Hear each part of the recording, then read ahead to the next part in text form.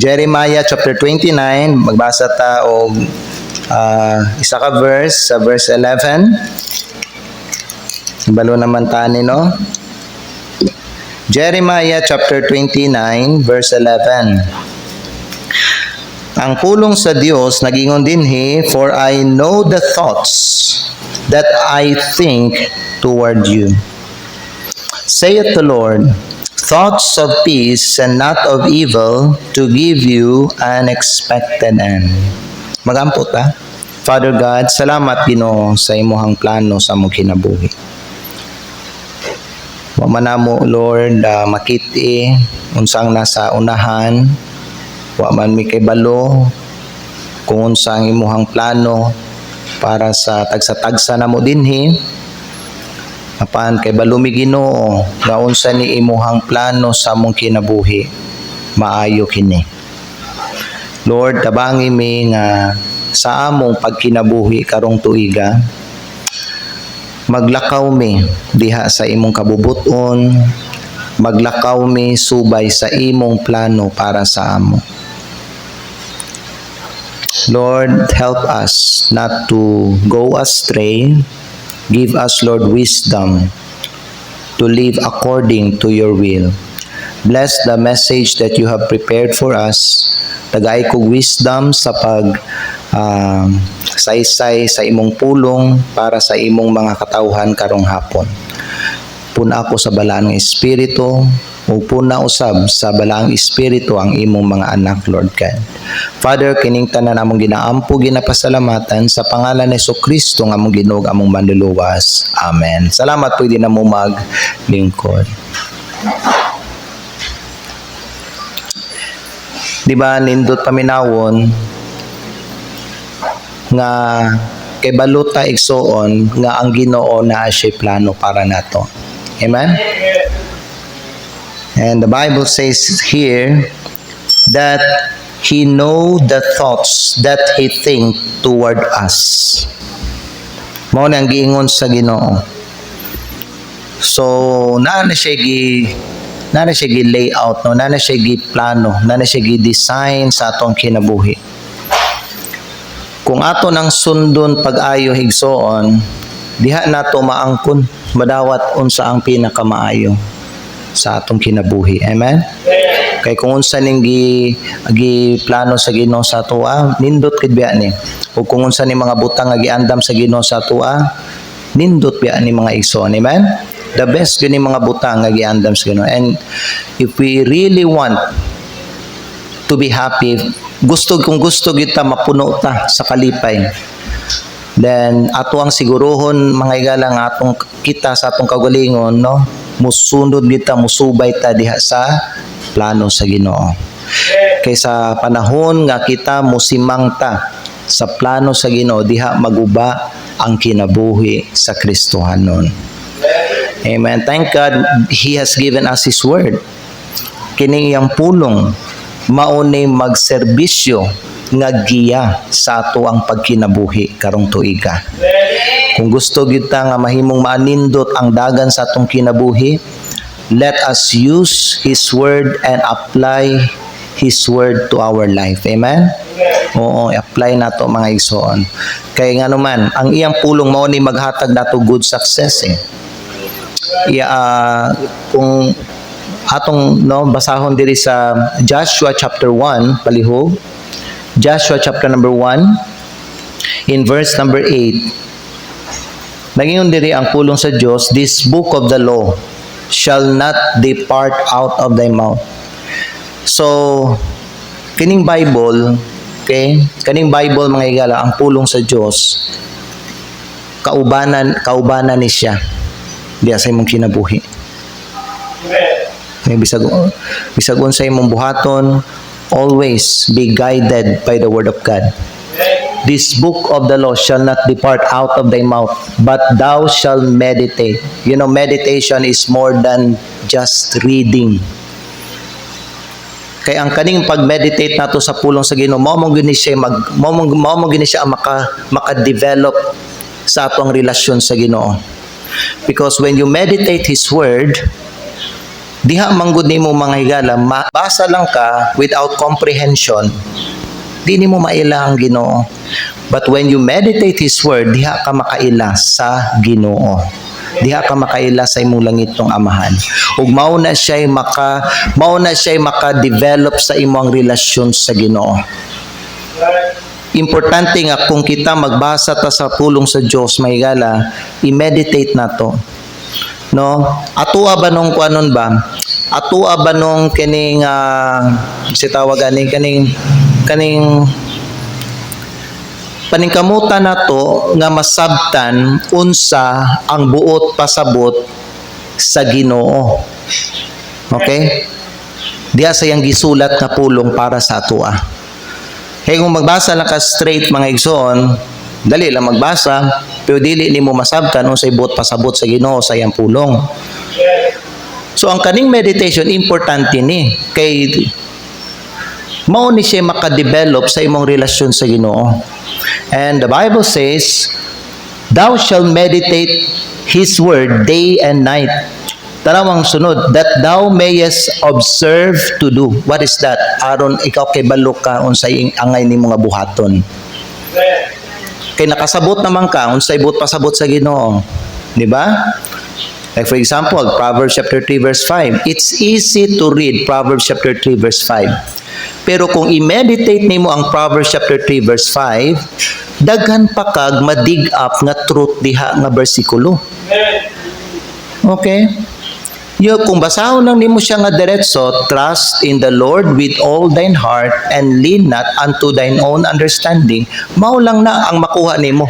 Pero pag i-meditate nimo siya, daghan kag makuha nga kamatuoran ana nga bersikulo. Dagha gusto itudlo ang Ginoo sa imo ana nga pulong. Have you observed nga sa ako ang pagwali sa inyo may gala, na ay mga times nga magamit ko og pareha og mao lang gihapon nga text, pero gikan ana nga text na ako'y lahi-lahi nga mga subject or truth nga i-deliver sa inyo ha. Kay akong gi-meditate ang kana nga bersikulo. When you meditate the word of God, daghan kag makuha nga pagtulunan. Amen. So kanang mga pagtulunan nga gihatag sa Ginoo sa imo, pinaagi sa meditation, maunay mo guide sa imuha aron nga makahimo ka og tama nga mga desisyon sa imong kinabuhi. Okay, "that thou mayest observe to do," tanawa, "according to all that is written therein. For then thou shalt make thy way prosperous." Life is a journey. Our journey continues as long as we live. Pero paano mga igsoon nga mahimong prosperous ang atuwang journey karong tuiga? Ang key, ang pulong sa Dios. Use it. Meditate the Word of God. Try to, kwaonin mo. No? Pangitaa mga igsoon, i-search siya. Istadihig yun ang pulong sa Diyos. Ug diha nimo makita ang gold sa bersikulo. Amen? Yes. And that will help you become prosper. "For then thou shalt make thy way prosperous, and then thou shalt have good success." Amen. Kanang mga New Year's resolution nga ginabuhat sa mga tao, di man na maghatag og good success and prosperity sa ilaha igsoon. Basta dili gani base sa pulong sa Ginoo, dili na maghatag og prosperity and good success. True success and true prosperity comes from the Word of God. So paggamiton nimo ang pulong sa Ginoo diya sa imong kinabuhi, himuon nimo ang pulong sa Ginoo kabahin sa imong kinabuhi, then you will make your journey prosperous. Karong tuiga lagi na pag inyuhang gamiton ang pulong sa Ginoo, Sundo nimo ang kanang mga mando sa Dios. Sundo nimo ang mga instruction sa Ginoo.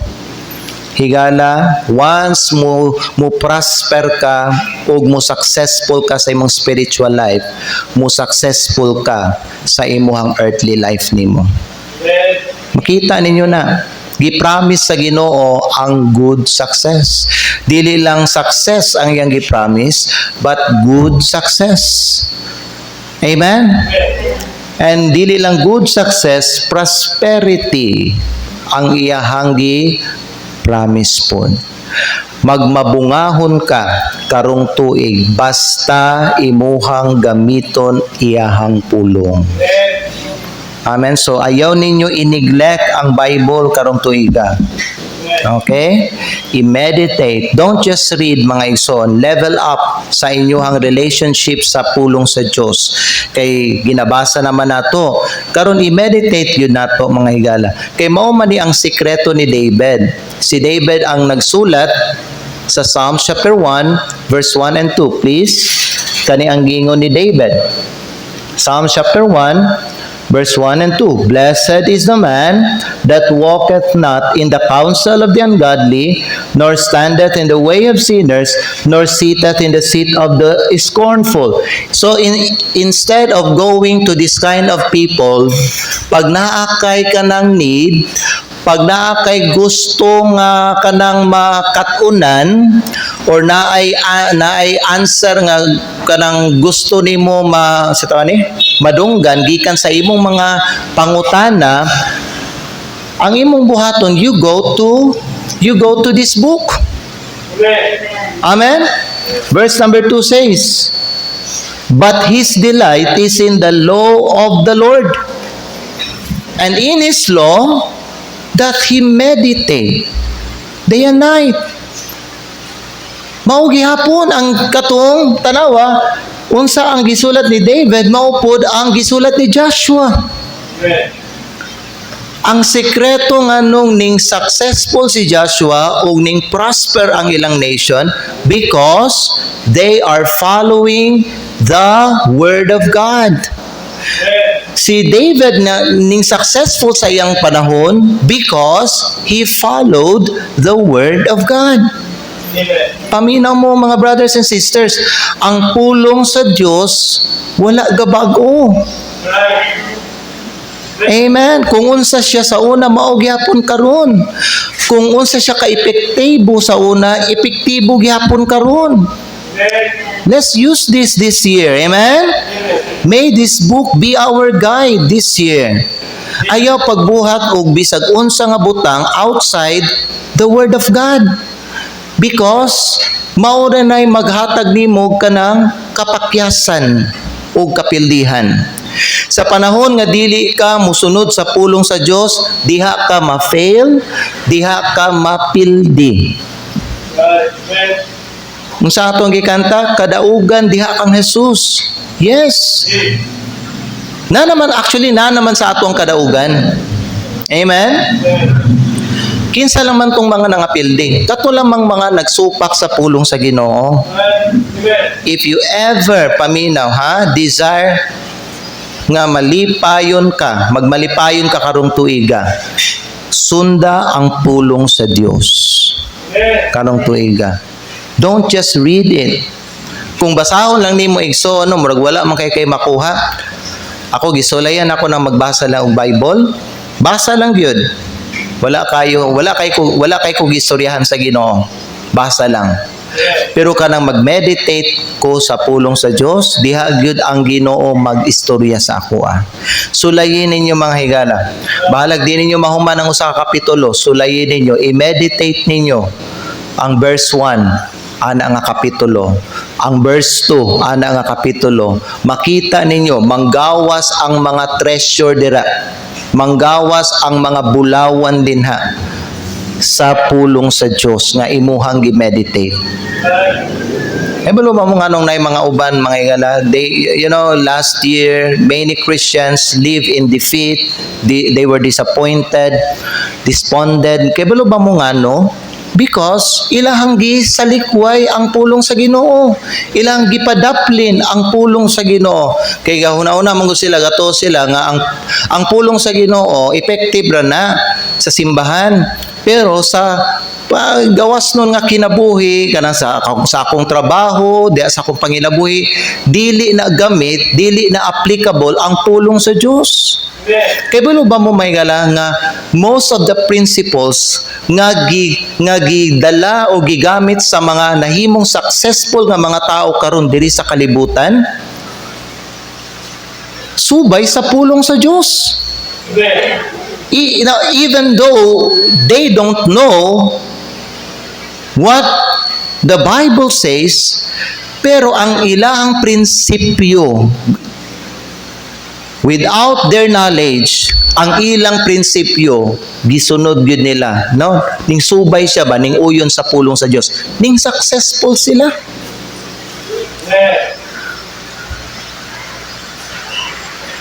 Okay ba mo sa tinuod lang, mas lamang bihata aning mga uban nga mga tao dinhi. Kay nga naman kita mga igsoon natudluan ta nakadungog ta sa pulong sa Dios. Okay baluta sa pulong sa Ginoo. Ang kulang lang gyud sa kadaghanan nga mga Kristohanon kay ang application. Amen. Kay wala man wala man ta nagkulang sa pulong sa Ginoo mga igsoon. Wala ta nagkulang sa pagkaon sa pulong sa Ginoo. Kada semana ginapakaon ta sa pulong sa Ginoo. Kada semana ginatudluan ta, gina-instructionan ta, gina-challenge ta, gina-encourage ta. Ang problema lang gyud nato kay dili nato sundon. Dili nato i-apply sa ato ang kinabuhi ang pulong sa Ginoo. Mao na nga kung unsa ang kanang imong estado sa kinabuhi karon, wala siya gabag-o, wala kaning abound. Ngano man kay wala nimo gisunod ang pulong sa Dios. Waba mo natingala ang uban lagi wala lagi simba-simba pero ning prosper lagi kay ang prinsipyo nga ilang gisunod naman sa pulong sa Ginoo.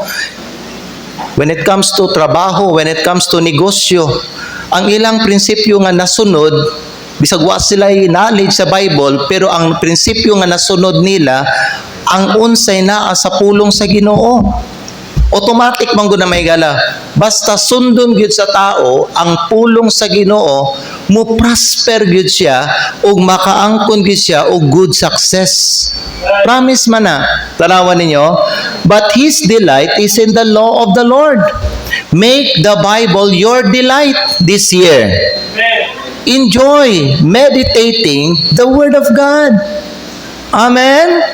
Make it a habit. Make it a part of your life. And the Bible says, and in His law doth he meditate day and night. And maunsa man ka if you meditate the Word of God day and night. Unsa gani ang kuana ni gani? Unsa gani resulta pag i-meditate nimo? You will know. Mahibalo ka unsay kabubuton sa Ginoo sa imo. Mahibalo ka unsay mga instruction sa Ginoo sa imo.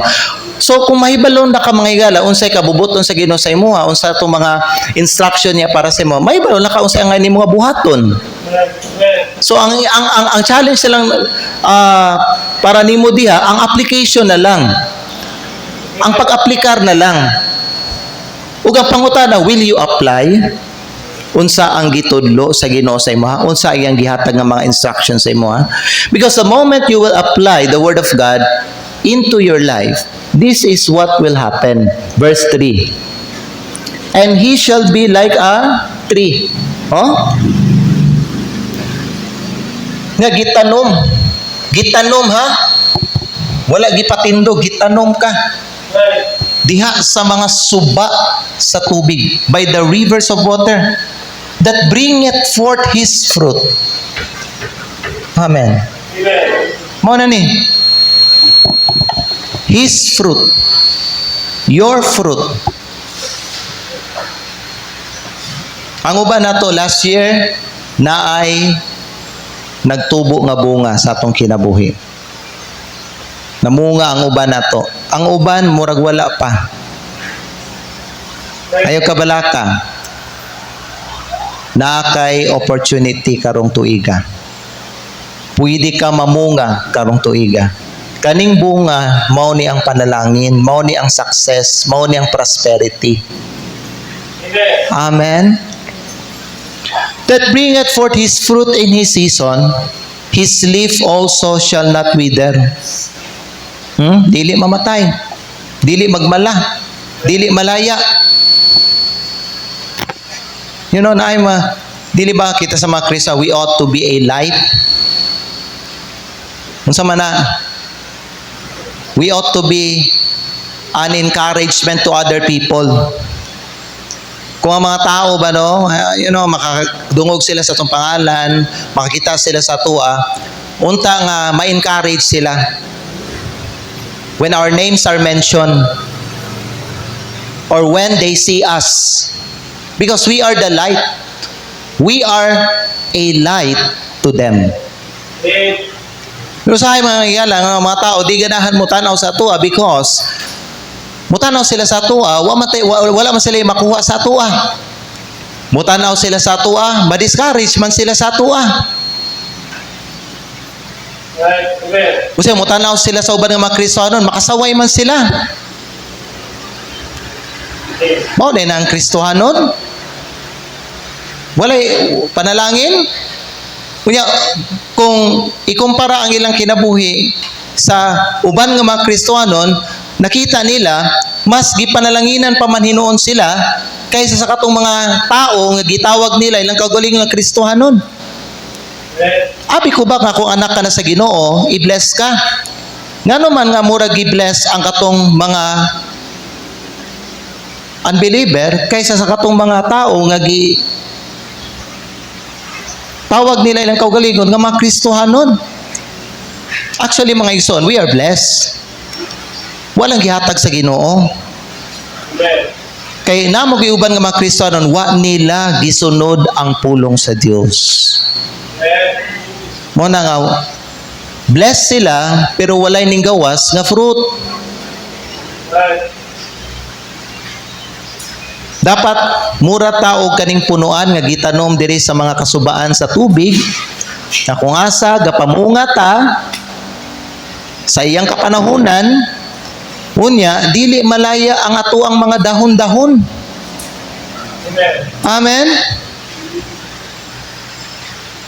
Nay mga uban nga mga Kristohanon gamala ang ilang Christian life last year. Base na imong kinabuhi mga igsoon gamala. Walay makuha ang mga tao kay wala ka panalangin sa Ginoo. Muna sa kabutang nga dapat subuhaton nato karong tuiga susihon gyud nato ba no asa nga area sa akong kinabuhi na fail ko. Kay basin mao ni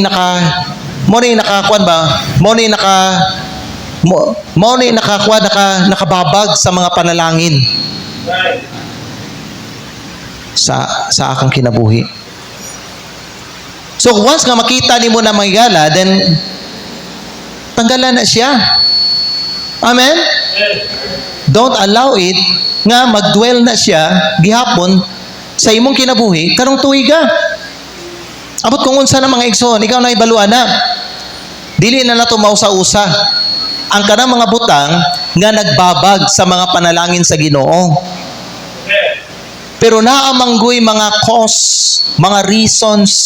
causes and reasons ngano mga igsoon nga wala ning unsa gawas ang bunga diha sa kinabuhi sa Kristohanon.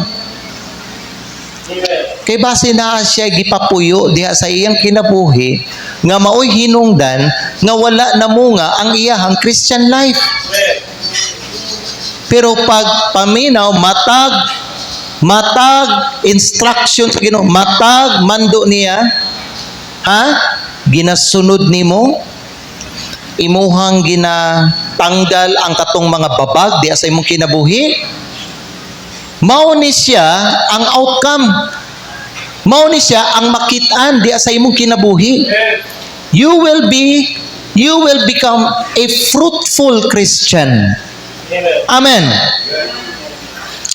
Your leaf will not wither, tanawa na mo ni gwapo, and whatsoever he doeth shall prosper. Bisag unsa. Kisay mahinumduman ninyo ani kaning last nga praise. Kisay mahinumduman ninyo. Bisag unsa iyang buhaton mo prosper. Son? Ha? Ang Diyos? Ano to? Ang Diyos? Dili ni ang Diyos. Kinsa nga tao sa Biblia ang mahinumduman nato nga bisag unsa iyang buhaton mo prosper? Si David ang usa? Okay, naisipyat si Joshua. Joshua chapter 9. Okay, katong wala sila nangayog counsel sa Ginoo, gipasulod nila tong mga Gibeonites. Sipyat sila to. Yan ang una nga nasa combine si Joseph. Bisag unsay buhaton ni Joseph mo prosper. Nakamatikod good ang katong mga Egyptian. Kay bisag unsa ang magunita ni Dios, bisag unsa yang buhaton gyud mo prosper. I-try na nato mga igsoon basa no diri sa Genesis chapter 37. Mahuman na taron. Genesis chapter number 37 or dili 37, 39. Genesis magsugod lang ta og basa diri sa bersikulo 1, okay? Dana mo diha?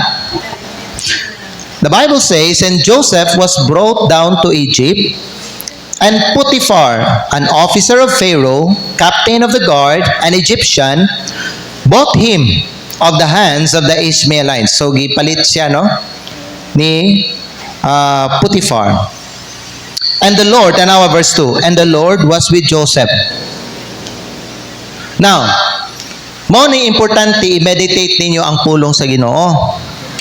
Kay kung dili ninyo i-meditate ang pulong sa Ginoo, murag makasulti ka nga ang Ginoo, and the Lord was with you, nga ang Ginoo tuwa lang dayon no, diretso siya nga nag-uban kay Joseph. Kay balo mo nga naay rason ni nganong ang Ginoo nag-uban kang Joseph? Naay rason igsoon. Dili ni ingon may nga auto so wala lang, kalit lang, I mean gi-favor gyud sa Ginoo si Joseph. Ingon na kumpara sa uban nga mga tao, mo na nga bisa si Joseph na dito sa Egypt, giubanan siya sa Ginoo. Dili igala pwede siya dili ubanan sa Ginoo. Pero naay rason nganong ang Ginoo ning uban niya. Bisag tuwa siya dito sa Egypt. Amen. Kay kung inyong i-meditate ang pulong sa Ginoo mga igala, mabasa man gud ninyo sa lain good nga mga bersikulo nga kung ikaw ang una muduol sa Ginoo, ang Ginoo muduol pud sa imo. So sa ako ang mga igsoon no, nga analysis ug observation, ang rason nga nung ang Ginoo duol kay Joseph, kay si Joseph bisan nga gipalayo siya sa iyang pamilya, sa iyang lugar, no, wa gid siya ning layo sa Ginoo. Bisag tuwa siya sa layo nga lugar karon, na siya karon sa lugar sa Egypt. Egypt was a type of the world. Pero wala niya biyae ang Ginoo. Mao na nga bisag tuwa siya dito sa Egypt, ang Ginoo miuban niya. O kanang iyahang relasyon sa Ginoo, pagsunod sa Ginoo, paminaw, maunay nakapahimo og prosper. Tama ba? Prosperous ni David. Maunay nakapaprosper ni David. Tanawan niyo versikulo 2. And the Lord was with Joseph, and he was a prosperous man, and he was in the house of his master, the Egyptian. Tanawan ni verse 3. Oh? Nakamatikod oy. Nakapansin ang iyang master. Ngaon sa man, ang Ginoo nag-uban niya. Bisan unbeliever nakapansin. Amen. Na-recognize ni Potiphar ang Ginoo ni Joseph. Nga naman, tungod sa prosperity, kani ba nung panalangin, kani bitaw panalangin ta importante day na igsoon. Dapat gyud nga i-bless gyud ta. Dapat gyud i-bless gyud ta karong tuiga. Kay balo pa mo ngano? Kay kung i-bless ta mga igsoon paminaw, diha makamatikod ang mga tao, diha makaila ang mga tao sa Ginoo nga ato ang ginasimba o ginaalagaran o ginasaligan. Importante man ang panalangin kay kung dili ta i-bless bitaw, ginana ang mga tao makasaway sila sa tuwa. Kay kita proud biya kay ta musulti ta nga mga Kristohanon ta ug mga anak ta sa Ginoo. Kaya kuwa sila makita nga panalangin nga gipanalanginan ta sa Ginoo maygala, unsa man ang ilahang makuha sa tuwa, unsa ang ilahang masulti bahin sa atuwa. Mao din ay Kristohanon, ay mao din ay tao nga mutuo kay Hesukristo. Luoy man, pobre man, ay dili na lang ko, dili na lang ko magpa-Kristohanon, di na lang ko musali kay Hesukristo. Kay mao man day na day ang mahitabo pod sa akong kinabuhi. Mayngunaan na man day ko. That's why it's very important sa paminaw ha, nga pag save na ta, faithful gid ta sa Ginoo. Faithful gid ta. Kay si Joseph faithful man sa Ginoo. Ha? Mao na nga ning prosper siya.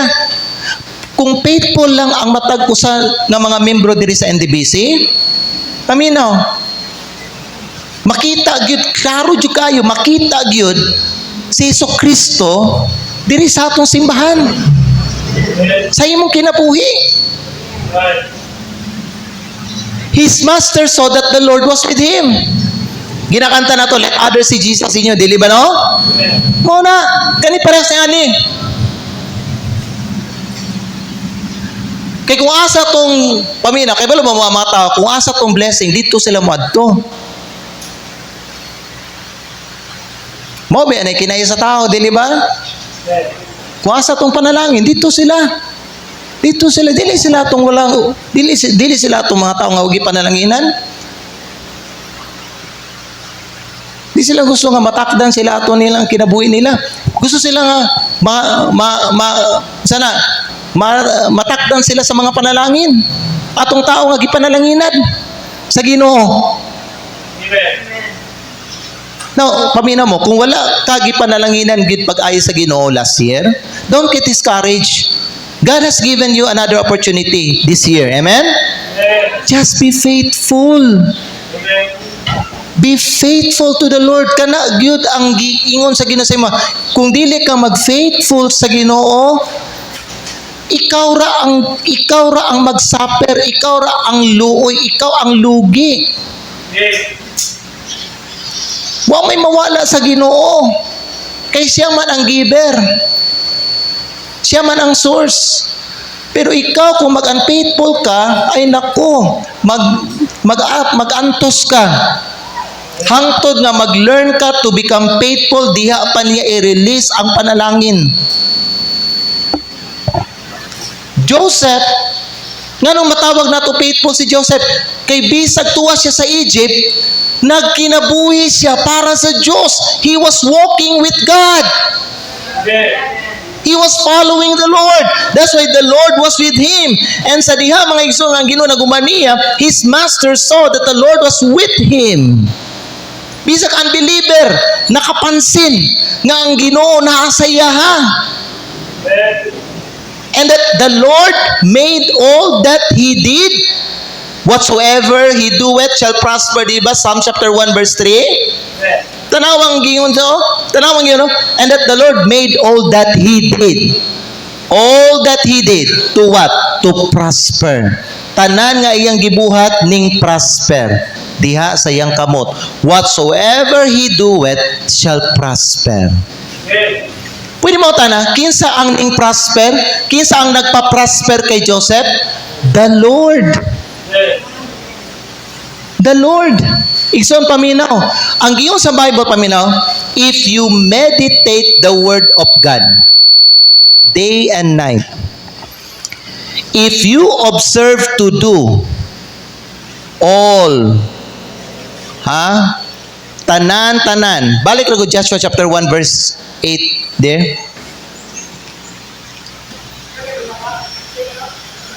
If you observe to do according to all that is written therein, you will make your way prosperous. I-prosper ka sa Ginoo using His Word. So pag ang iyang Word imuhan nang i-apply sa imong kinabuhi, you will be a prosperous man. And you will have good success.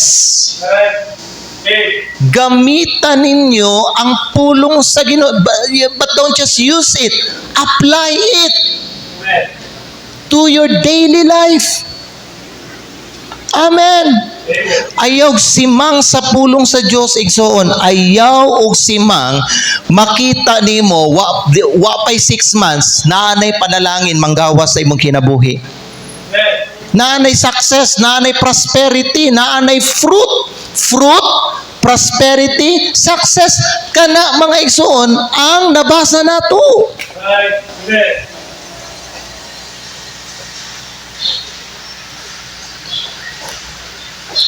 Ning tuo mamuan ni mga igsahigala, tuuin ninyo ni.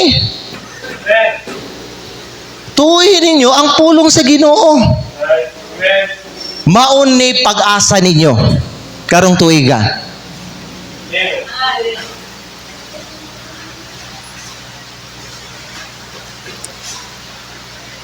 Mas tuuhin ninyo ni. Kaysa ka na mga tao nga nakita dito ninyo nga naningkamot lang sila para sa ilang kaugalingon, unya wala nila kunuhay, wala nila gigamit ang pulong sa wala nila gi-apply ang pulong sa Ginoo. Naman lagi murag success lagi pastor. Hulat lang. Di na magdugay igsoon. Di na magdugay. Di man na tinuod nga success. Amen. Ang success kay makitaan sa matag area sa imong kinabuhi, dili lang sa kwarta. Amen. Amen. Ang prosperity dili lang sa kwarta. No? Ngayon ba, way simba-simba. Walay sunod-sunod sa pulong sa Ginoo. Oy, ning graduate man. Oy, nakapasa og masteral. Oy, na professional man. Oy, nadawat man sa usa ka dako nga kumpanya. Oy, dako magsweldo. Ay, hulat lang higala. Di pa na makita mga igsoon. Paminaw, ang tinuod nga prosperity dili lang kwaag base sa unsay ma-achieve nimo diri sa yuta. Pero pag sundo nimo ang pulong sa Dios, hasta unsay mga abuton nimo diri sa yuta, maapil gud siya. Tanaw mo si Joseph, dili lang sa spiritual ning prosper. Hasta saya pagpanabaho ning prosper.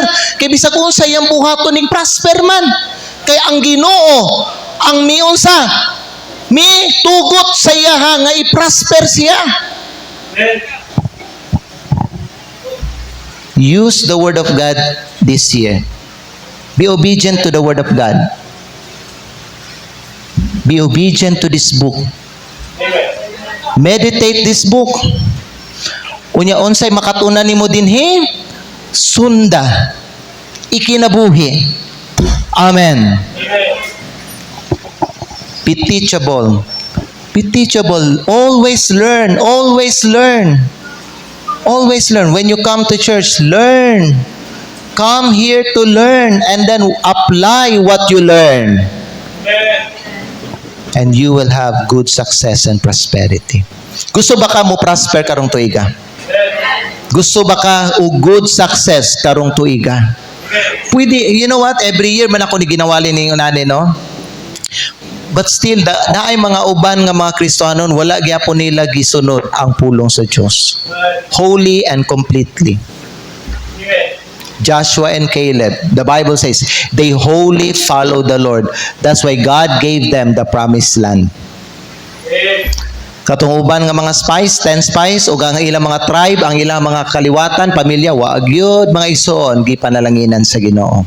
Kinsa lang ang ning prosper, kinsa lang ang ning succeed, paminaw, ang ning successful, si Joshua o si Caleb lang. Why? But they wholly follow the Lord. You follow the Lord by obeying His word. Amen. Di lang naingon nga, I follow the Lord. How did you follow the Lord? You follow the Lord by obeying His word. Amen. Espiritu man ang Diyos, dili man siya physical. Di man nato siya makita. But, masunod ninyo ang Ginoo pag tumano ninyo iyang pulong. Karong tuig may gala, be obedient to His word. Be faithful to Him. Follow Him. And you will have good success and you will prosper.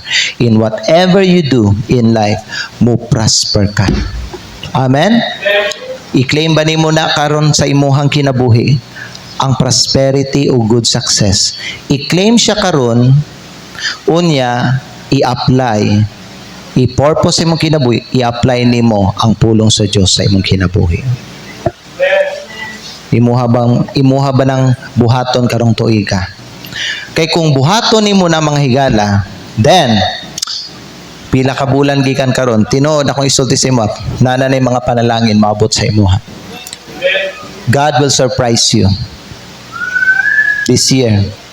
Pero kung sige kag supak, sige kag disobey, magrebelde ka, maura gihapon.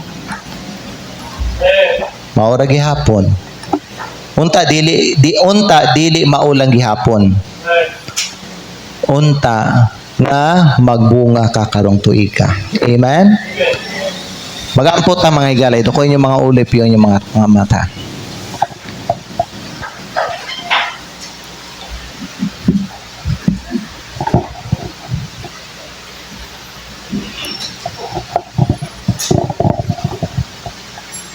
Let us pray. Father God, salamat Ginoo for giving us instruction this afternoon on how to have good success and prosperity. Thank you, Lord, nga na kay maayong plano sa mo, and your plan is to bless us.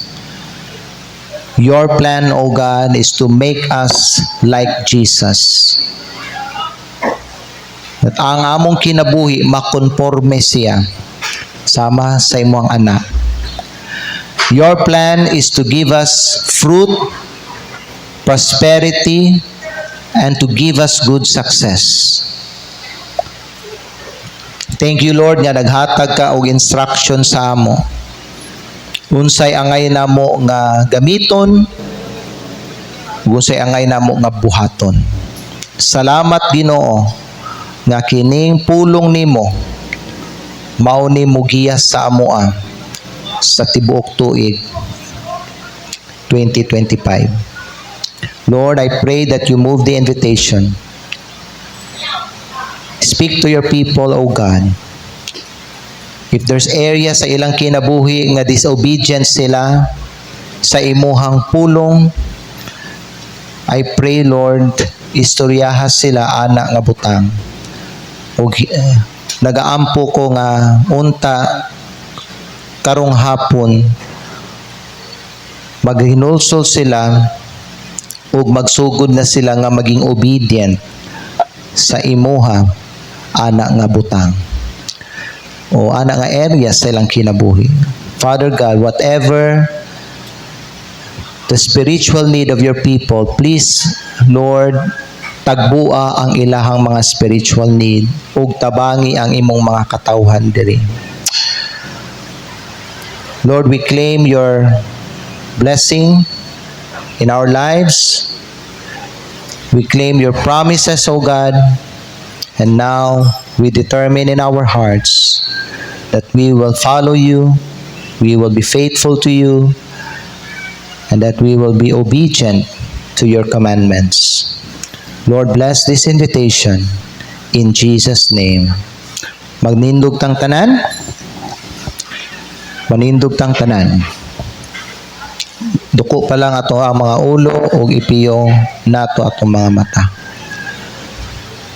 Karon bitaw nga year, himuan ni nga resolution, i-resolve ni sa imuhang kasing-kasing nga mag-meditate ka sa iyang pulong karong tuig ka. Aron makita nimo mga igsoon ang direksyon sa Ginoo. Aron makita nimo ba no ang guidance sa Ginoo diya sa imong kinabuhi. Purpose. Make a resolution this afternoon that you will be faithful in following His word, that you will be obedient to His commandments, that you will follow the Lord, that you will draw near to God. Aron ang Ginoo pod muduol nimo ug muuban nimo. Dili man ta ubanan sa Ginoo higala kung atong ginasupak ang iyahang pulong. Kay ang pulong mao man na siya. Mao man na ang Dios, mao man na ang iyang tingog. Di man pwede nga magampo lang ta nga Ginoo uban niko, pero ginasupak nato ang iyahang pulong. Ang nabasa nako sa Bible, pagsupakon nato ang iyang pulong, maski kuno ang atoang prayer abomination sa iyahang atubangan. Dili dunggon sa Ginoo atong mga pagampo. So importante obedient ta karong tuiga. Kay pag obedient ta sa iyang pulong, ang resulta prosperity and good success.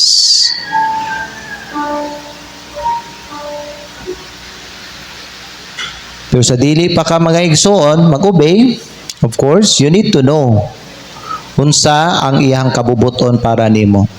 That's why you need to meditate His word.